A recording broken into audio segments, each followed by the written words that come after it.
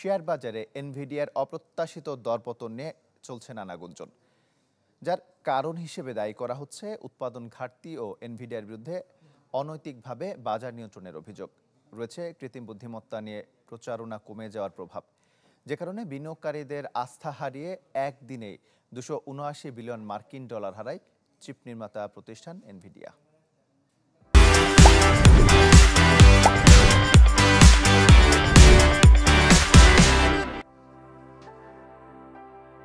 Nvidia মাত্র 3 দশকে বিশ্বের প্রযুক্তি বাজারে শক্তিশালী অবস্থান জানান দেয়া মার্কিন প্রতিষ্ঠান।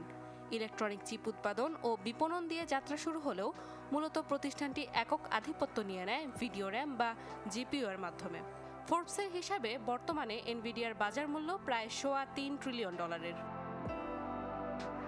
তবে এনভিডিয়ার সেই রাজত্বে ধাক্কা আসে মাত্র এক সপ্তাহের ব্যবধানে। গত 4 সেপ্টেম্বর একদিনে প্রতিষ্ঠানটি হারায় 279 বিলিয়ন মার্কিন ডলার। ওয়াল স্ট্রিটে দরপতন হয় 9.5%, যেখানে শেয়ার হোল্ডার হিসেবে শীর্ষে থাকা প্রতিষ্ঠানটির সিইও একাই হারান $10 বিলিয়ন। মূলত কৃত্রিম বুদ্ধিমত্তা নিয়ে প্রচারণা কমে যাওয়ায় এনভিডিয়ার শেয়ারের দর কমেছে বলে ধারণা করা হচ্ছে।